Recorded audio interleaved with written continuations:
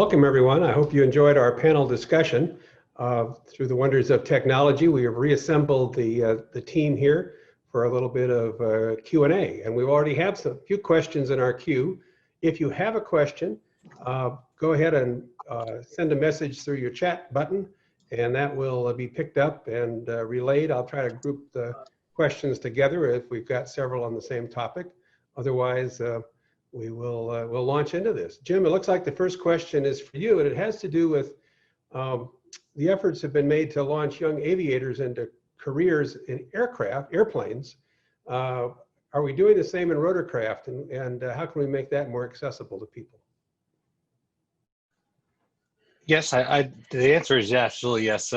Certainly, when we have our Heli Expo every year, we try to reach out to the schools in the area, and they'll bus them over to wherever the show is at and give them a walkthrough and actually introduce them to the rotorcraft world. So we are doing stuff like that.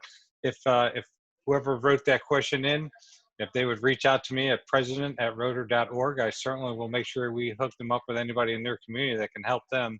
And we could probably try to do a little more, we'll take that as a challenge to do a little more advertising of how to get involved with that for the young. Because we certainly know we have to grow the future in the rotorcraft as well as with the in the airplane side. So thank you for that question.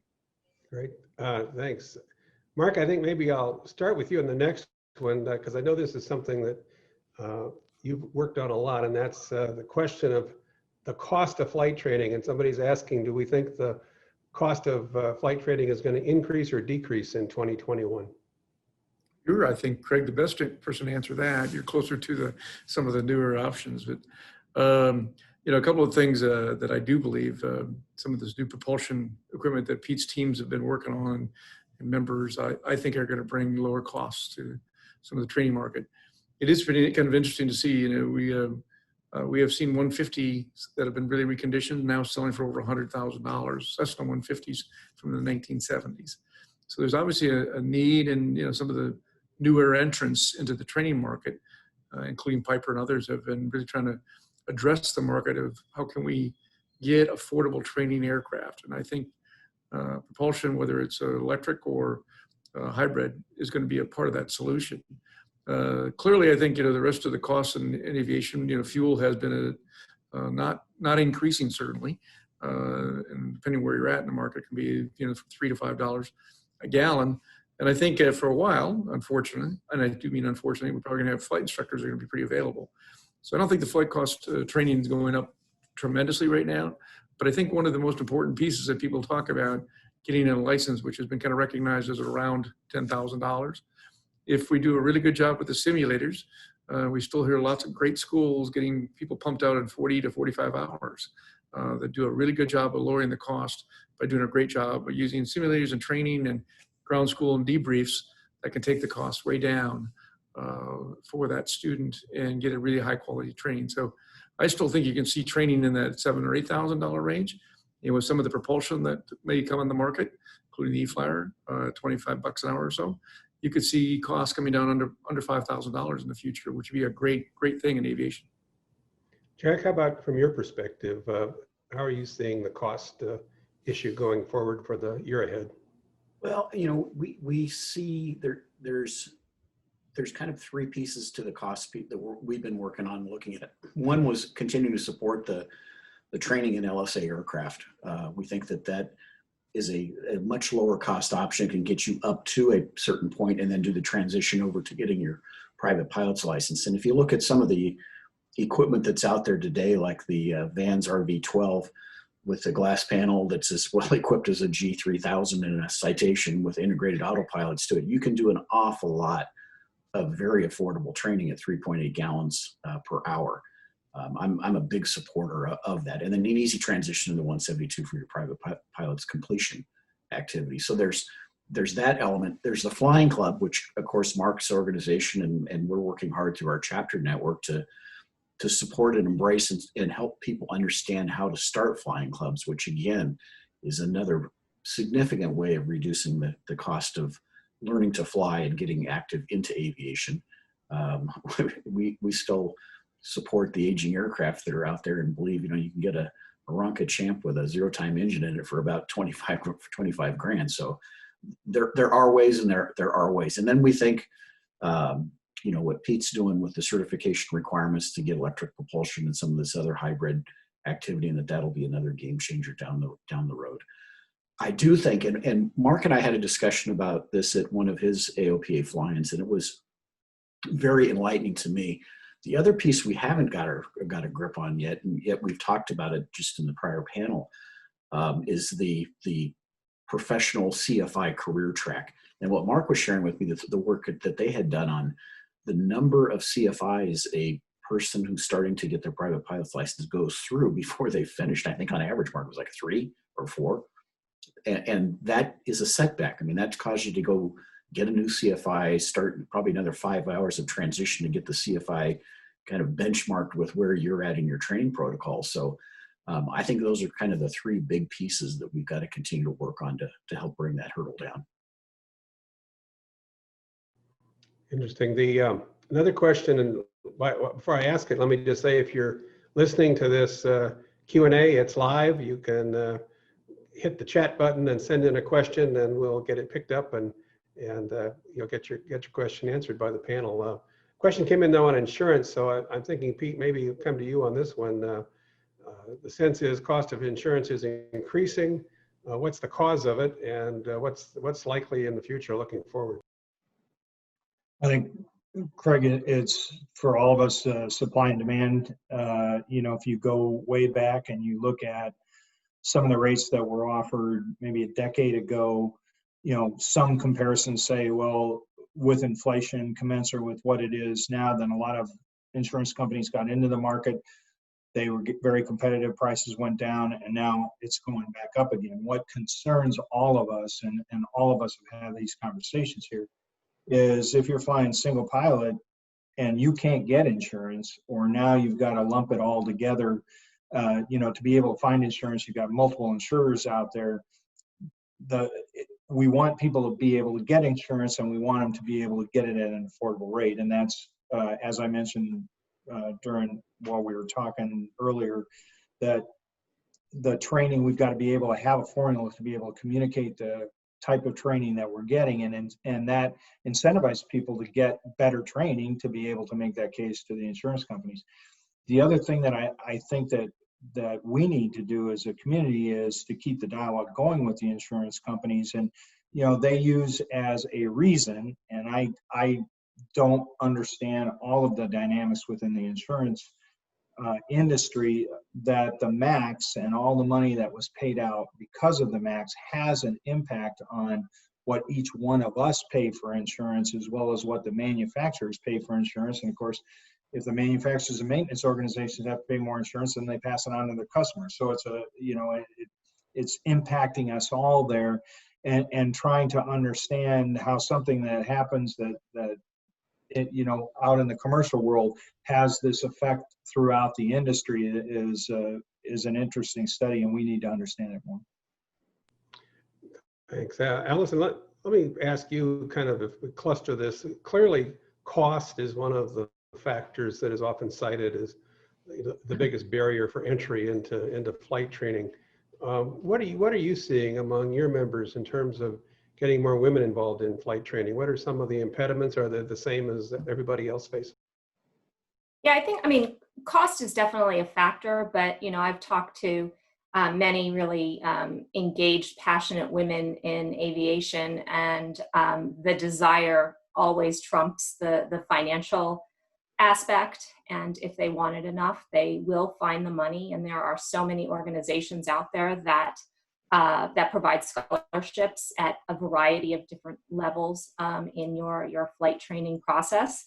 Women in Aviation is one of them, obviously, but there is money to be had out there. It is something that maybe takes a little bit more research, but I mean, all of our organizations offer some type of scholarship, and so if you're hungry enough to pursue this fantastic career, then there are so many options out there for the financing. Next question. Somebody's hearing gripes dealing with the FAA. I'm not sure that qualifies as breaking news. But specifically, they were asking about check rides and medical certificates. Mark, I know that there's probably one of the busiest offices at AOPA still to this day are the folks that are dealing with medical issues. But what are you seeing in terms of certification and also the medical? Well, I'll start with the medical part of it because Oklahoma City has been running way behind, particularly anybody that's involved with a special issuance or HIMSS program or anything like that. Every day, a couple of times a day, we get some calls. We're working on running 18 to 24 months behind on some of these reviews. And as you know, they're still using paper to transmit medical records to the office in Oklahoma. And I've talked to most of the folks at FAA from Dixon on down, asking that they got to get this accelerated. They do have a program in place and they have a contractor in place that is supposed to be converting these records to electronic, and it won't come soon enough. And because that's really where the narrow neck of the funnel is, particularly with this working from home kind of scenario, which really, really interrupted the ability to move paper and find paper and relocate paper. And often you hear horror stories and submitted 2 or 3 times and it's still somewhere there. So we feel badly for the airmen, and we know that the people in Oklahoma City aren't purposely trying to do this, but there is a process in place right now that I'm hopeful by sometime next spring we can see that light of the tunnel where they're starting to use some electronic record keeping, because it's a challenge. As far as the airmen, and I think there's a real concern about the number of DPEs. We talked a little about that before, but you think about our peak at around 50,000 private pilot's licenses issued to and about 1,500 DPEs at that time. And Jim and I worked on conversations around this when he was in that role. If we want to get back to 35,000 private pilot's licenses issued a year, we're going to have to see north of 1,000 DPEs, designated pilot examiners. Today we're below 1,000 and challenged to get there. And I understand the challenges within FAA. They want to make sure they have the right quality, the right inspectors that can follow up on those issues. Speaking personally, I got a type rating done about a month and a half ago. I still don't have my certificate in the mail, piece of plastic. So I see this as a real challenge right now to make that move forward, get these electronic records going. Of course, that's our role, is to work with the FAA and create pressure to say this is unacceptable. We need to find ways to get this thing done. And I have a lot of confidence in the leadership at FAA that they're listening. Now we got to see how the execution works out to see what they think. And I'd like to hear what Jim Viola thinks about this. He lived in those shoes. I was going to go. That's exactly where I was going to go. And not to put you too much on the spot, Jim, but I always thought that part of the role when you're leading one of these associations is to provide a measure of healthy tension, so that you're really trying to work constructively with the FAA, but you're also trying to keep, as Mark was saying, the pressure on. How has the culture changed much from your perspective, Jim, and inside the FAA, and is progress being made? Yeah, I think so. And thanks for that, Craig and Mark, some of the good words that when we did work together. And, and that was an interesting part again, too, when my board was looking at me, and I'm coming from the FAA, as a regulator, am I the right guy to run that association? And it's, I think it is just the work that we do together. And certainly in aviation, that's the beginning of that is always safety. I mean, anything we do is safety. And I think the regulator, especially here in the United States, the FAA believes that the associations that are on board today are all about, a safe industry. And so it's not that we're trying to do something unsafe or crazy. It's just we're trying to do more efficient. And there's, a lot of times in the government side, I've certainly seen it where it's not the most efficiently run. And there's a lot of different excuses that you can throw out there. But I think that's where the trust, we have to have that trust relationship where, we're just trying to help with the efficiency side. We understand the safety aspects of it and to truly, have that trust. And that's some of the things that, I think Pete brought up on the insurance side as well. I mean, everybody here, we all should get together to try to work on that insurance piece, because it is so important and it is part of that cost now, the new, as that goes up. But with the Boeing and the relationship, and here in the United States, Congress is getting involved to see, was there a trust factor there? Where was the regulator on all that? And so there is no clean answer to it, because there has to be trust in the associations like us and the manufacturers here that we're doing the right thing for safety reasons. and that we're just trying to be more efficient and help the industry, which again just helps it all the way around. So I don't know if I answered the question fully, but yes, here's an association now. The tension is just the prioritization of what do we need to continue to grow and to meet the demands of the future for society. I mean, and I think that's what government's about, and that's what the associations are here to help. Anybody else want to jump in on this? We've got a few more questions that have come in. Nobody's going to jump. This is kind of an interesting one that I haven't thought about in a while, and it's do we think we need more airports? And if so, what's it going to take to make that happen? And maybe I'll expand that to say that, you know, with the issue around resources, are we going to continue to improve the ones we have, build new ones? And then what about managing towers and things like that at airports? I don't know. Why don't we start with Pete? You've been working on some of those kinds of questions. Well, Craig, I think we're working, all of us together, at looking at how we could utilize the current structure of airports that we have out there efficiently as we look toward a lot more vehicles potentially being in the airspace with advanced air mobility. And if you look at a duration of a flight, the aircraft that are going through the cert process right now probably have in it, with current state of battery technology, probably 3 hops of about 20 minutes in length.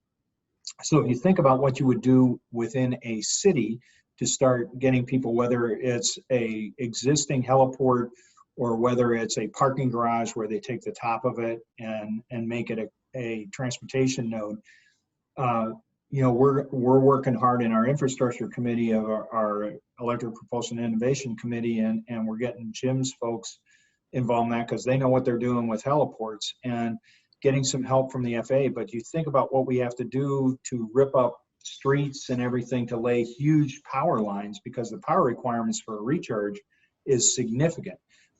And then you try to conceptualize and say, well, do we want to do the recharging in a city center, or do we want to go out to existing network of airports that already exist where we've got a place for people to park, already have an infrastructure established?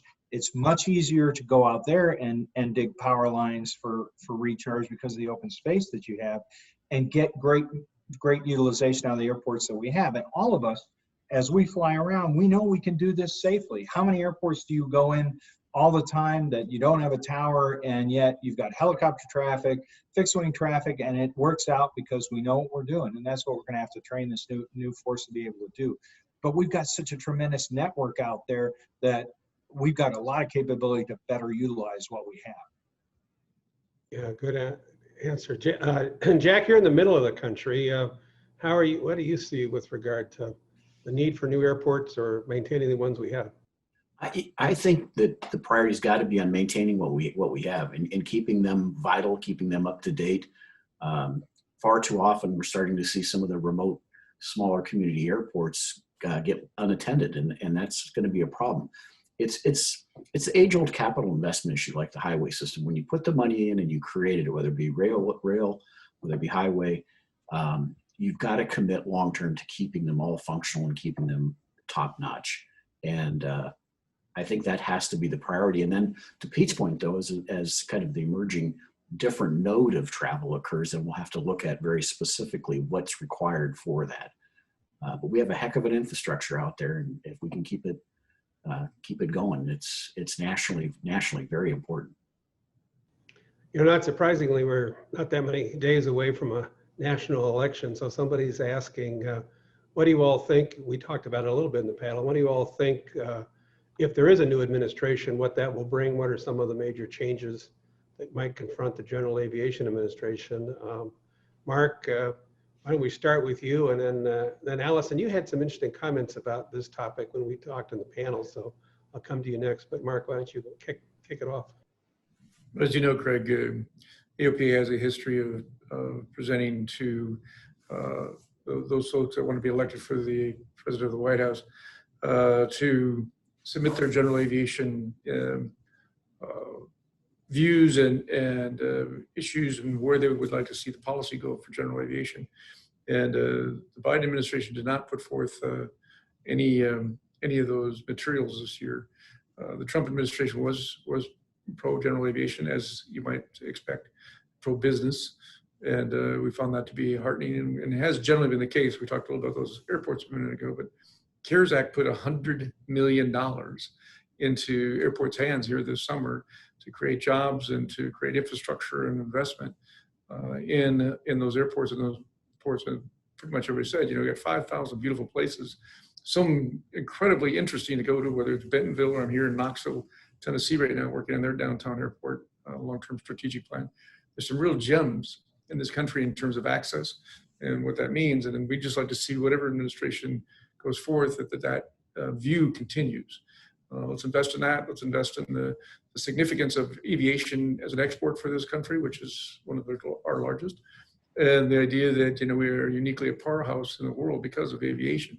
So I think and we've proven time and time again as this communities come together, that those in Congress and the Senate listen to aviation and its interest and what it means to the security of this country and its long-term future. So I feel good that while there are ups and downs in administrations, and I think every administration ultimately listens to the constituents and says aviation matters, whether it's jobs or exports, and its impact to the economy and ability to get around. I'm bullish that we'll have a good administration or whatever happens for general aviation.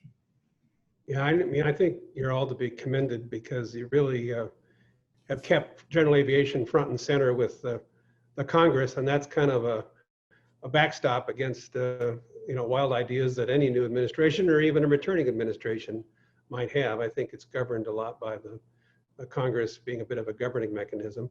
Allison, speaking of bipartisanship, you talked about that the other day and how there's some things that are really going to be supported regardless of which party's in power. Maybe you'd like to elaborate a little bit on that. I think if you look at the impact the pandemic has had on our industry as a whole, the number of jobs that we've lost, the amount of revenue that has come out of our system, I don't see this as a partisan issue to try to reinvigorate our industry, to try to figure out how to get really creative with funding, with restoring faith in the American public to start flying again.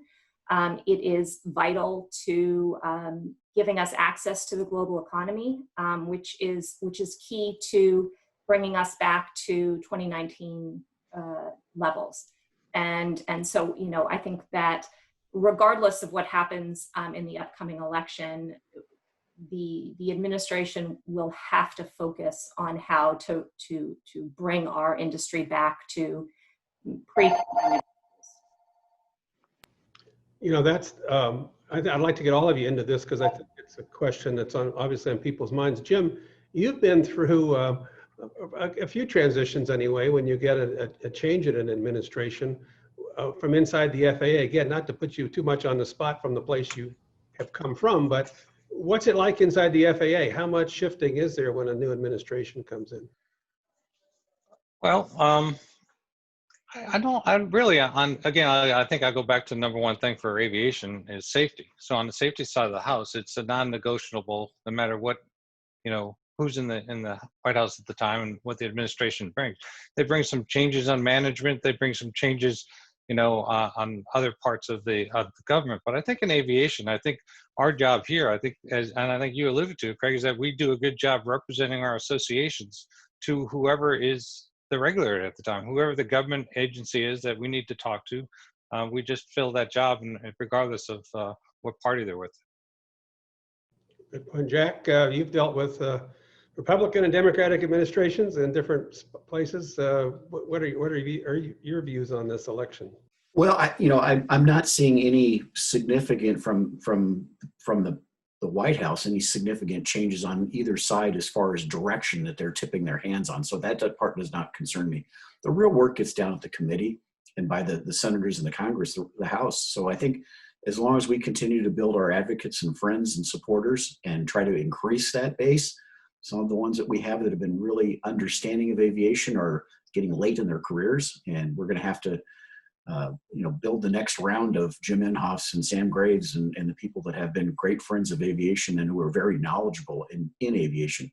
So that's the hard work we got to do. It's roll up your sleeves and get down on the floor with the the ones that are really making the decisions, and let the nonsense on Pennsylvania Avenue sort itself out, no matter what administration comes into place. So that's what we need, us and our members of our associations, to focus on.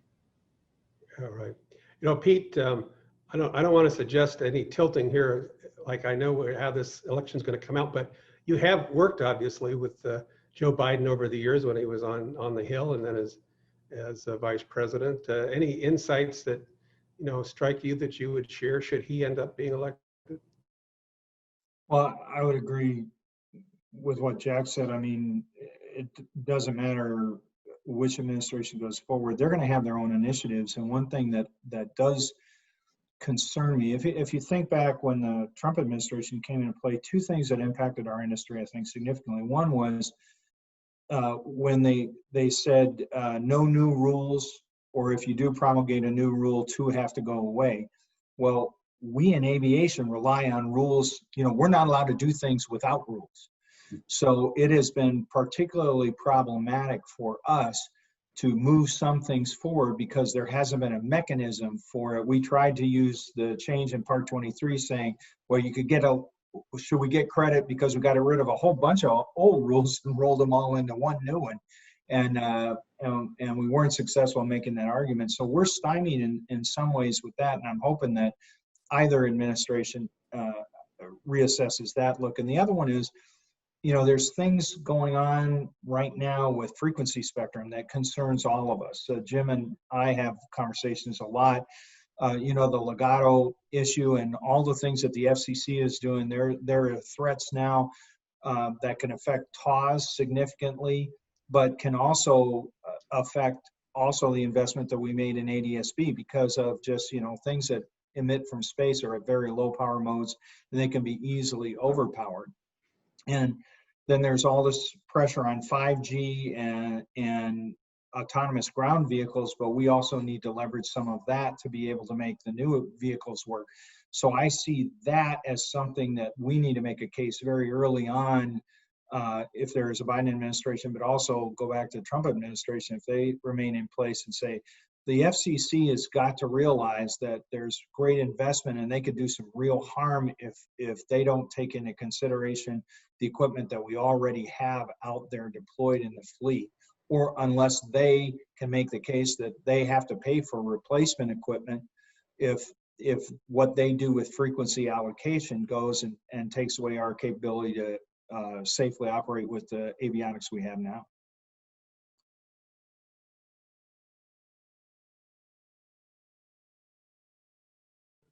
We are approaching the 30-minute mark. We might run a little bit over if everybody can hang with us because we are getting some more questions. Allison, you've got one here that you're now serving on the new FAA Women in Aviation Task Force, and the person's wondering whether some of the key roadblocks have been established for what prevents women from getting into aviation. Maybe you'd like to talk a little bit about what the task force is doing in general. So, so we will actually cover this in more detail tomorrow. But I do want to say that, yeah, they've assembled a really impressive group of women to tackle the issue of how to encourage and keep more women in the industry. And they've broken us into some subcommittees. I am serving on the success story subcommittee, which is really looking at programs that are successful in increasing the number of young people that are interested in aviation. So whether it's your local library or a museum or an airport, or and really highlighting those success stories. They may be small programs that don't get a lot of national or international attention, and how do you shed light on some of these great summer camps and after school programs that are really engaging girls and a more diverse network of young people to feed into the pipeline. And also, the other factor I think is just for young girls to see themselves in some of these careers. And so how do you highlight the fantastic women that are already in this industry and show them that they can do the same thing? So come back tomorrow and we'll talk in more detail about both of the task forces that were created by You got a deal. That's great. Maybe we'll wrap up with this one. Somebody, and we've talked a little bit about it, so it's just kind of a chance to summarize maybe. But someone's saying, what about the year ahead? What are some of the initiatives, legislative or regulatory, that your organizations care the most about? Mark, I think I'll start with you. But it's not just playing defense, but what are we thinking about in terms of offense? We've got to, Basic Med, well, a great success, 60,000 folks flying underneath that as an international kind of effort, working with ICAO, and that hearing is next week, so we can get it recognized around the world. Currently, obviously, works in Bahamas and Mexico. Canada is a really important one that we've been working on either bilaterally or through ICAO, and we've been putting a lot of effort forth on that. We've been putting a lot of effort on the NCAA, which is a way just to start and continue to support the high school initiative that we have and make it more available to more high schools around the country. And then, we've got some other initiatives, relates to where we want to see some of the flight support, and Jack and Pete have been working on that in terms of what does this mosaic look like as we think around the corner about future of aircraft, what that means. So we got a lot on the plate.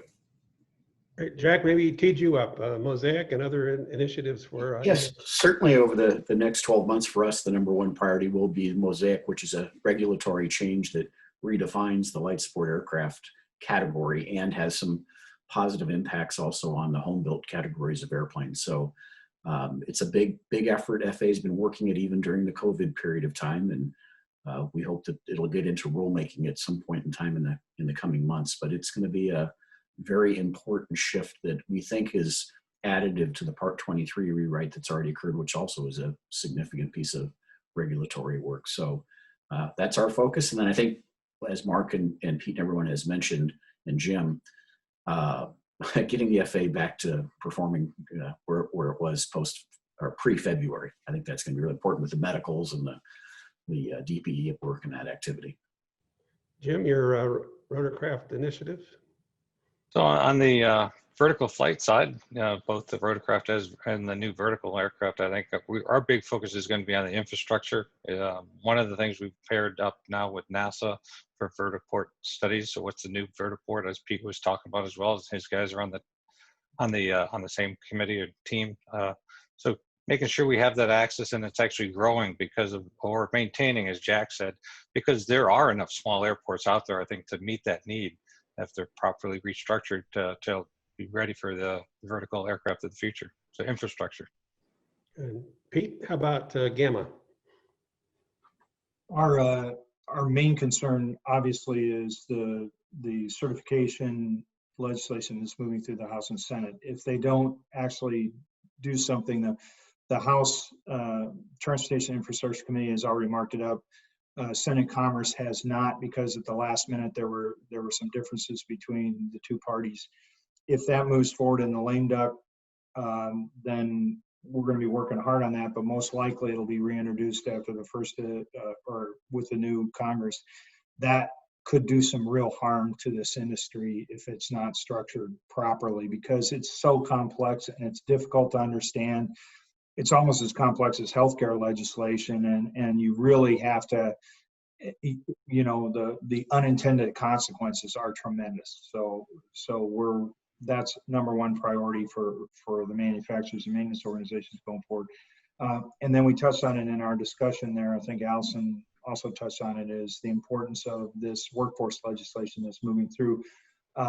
We need to work on it very early on to have it gain momentum and take advantage of the fact that there's going to be a lot of legislation, depending on what the economy looks like. But we know that the stimulus that may or may not happen is going to affect jobs, affect employment. There's no better time for us to work this issue with all the support that we have than it will be, with the new Congress coming in. Thanks. Allison, we're going to give you the last word. Yeah, I'll just piggyback on that and say that we can't be remiss in really focusing on workforce development, even when the industry has suffered a significant downturn. We cannot wait for the industry to come back to to 2019 levels to really focus on creating a sustainable and diverse workforce. And so those are all the initiatives that our organization is going to be spending the most time on, is, you know, working on these task force and trying to come up with concrete strategies to how to engage the next generation and excite them for our industry. The job market will be as robust as it was before, and if not more, once we come out of this pandemic. Thanks so much. And to all of you on the panel, on behalf of Redbird and all the participants in Redbird Migration this year, thanks for being with us, coming back to do this live Q&A. For those of you who sent in questions, I'm sorry we didn't get to all of them, but I hope we got to most of them and got to the ones that you had on your mind. Enjoy the rest of migration today and tomorrow. And again, thanks for being with us. And we'll turn it back over to the good folks at Redbird. Thanks. Thanks, Craig.